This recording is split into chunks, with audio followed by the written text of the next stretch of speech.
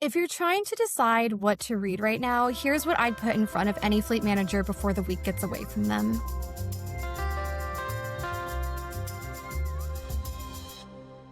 Let's start with what's chewing up everyone's calendar and their budget spreadsheet: replacement planning. We've got a GFX 2025 recap that's worth your time, but not because it's some big picture future of fleet thing. It's practical. The panel got into how three operations are making replacement decisions when prices are up and nobody has extra money sitting around. One takeaway was this: stop relying on age and miles as the whole story. The fleet managers talked about tying decisions to actual use, how often the vehicle is working, and for work trucks, how much PTO time it's seen. Because you can have a unit that doesn't move much, it's getting hammered all day on idle and PTO. If you treat that like a normal duty vehicle, you end up paying for it later. The panelists also talked about what it looks like when a fleet gets behind. One fleet manager described walking into vehicles that were already past life cycle and having to pull them out of service. That turned into a 5-year plan that showed leadership what the backlog really looks like, instead of keeping it hidden in the shop. Another point that came up was using leasing for certain vehicle categories so techs aren't stuck keeping old administrative cars alive. And on the fire side, there was a reminder that planning only works if council and leadership buy in early, especially when you're talking about big units with long lead times. That's the GFX piece, but it's not the only story that matters right now. The technician situation is still the bigger issue for a lot of fleets. And we published a blog from a fleet expert that put a better label on it. He argued it's not a technician shortage, rather it's a technician crisis. And that's an important distinction.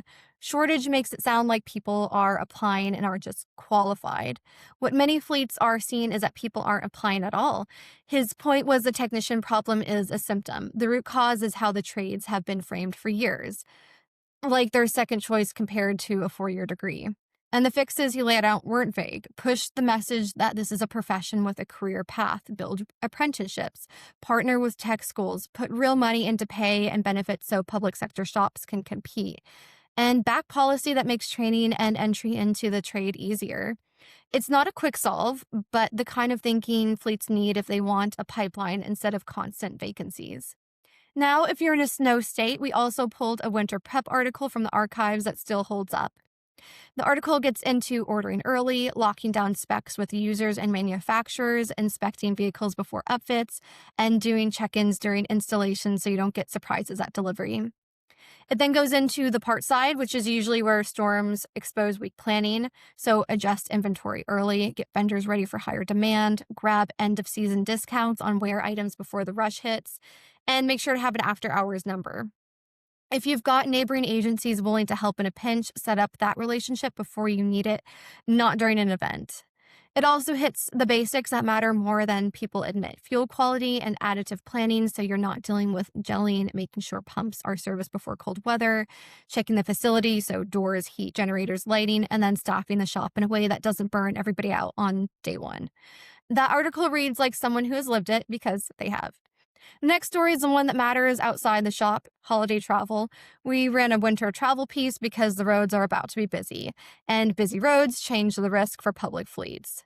There is a projected 122 million Americans traveling 50 miles or more between December 20th and January 1st, so they're already on the road now, and that means most of them are driving.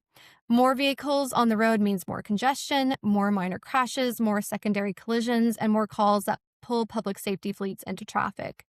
The article is mostly reminders, but they're the reminders fleets need to repeat: vehicle readiness, tires, battery, wipers, fluid, and making sure emergency gear is in the vehicle. It also covered what to do if you're stopped or stalled, plus route planning and timing so drivers aren't pushing through bad weather or rushing into peak congestion. And it pointed out something fleets see every year: the day after Christmas tends to be a high volume day for roadside incidents. Same with public safety, we also posted a police fleet story out of Western New York. Erie County took delivery of the first of 2 Airbus H125 helicopters through Davenport Aviation. The key point wasn't cool new aircraft, though they are cool. It was about redundancy. When an agency has one aircraft and it's down for maintenance, capability drops to 0. A 2-helicopter fleet gives scheduling flexibility and keeps operations moving for fleet research. A 2-helicopter fleet gives scheduling flexibility and keeps operations moving for search and rescue, patrol, and emergency response. In a region with severe weather and terrain issues, that does matter. And the last story to flag is about protecting what you already own. Mansfield, Texas completed a project to protect around 170 patrol and command vehicles with a custom canopy system designed for hail and heat. This is the kind of thing that's easy to dismiss until you price a modern patrol vehicle with electronics and upfits and then add repair costs from heat damage and storm hits. The article tied it back to a bigger trend. Severe weather is doing more damage more often, and municipal fleets are part of that bill now. Mansfield's project focused on keeping vehicles cooler and reducing exposure, which can help extend service life and cut avoidable maintenance.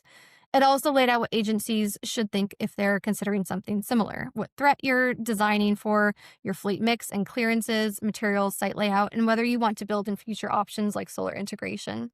So that's the mix: replacement planning that's grounded in real use, a technician pipeline argument that fleets need to take seriously, winter prep that saves you during the first storm, holiday travel risk that affects public fleets immediately, public safety aviation built around uptime, and a real-world example of protecting expensive patrol assets from weather. And before you bounce, check out our end of the year roundups too. We're running those through the end of the year, and they're the easiest way to catch up on what you missed and what's worth carrying into next year.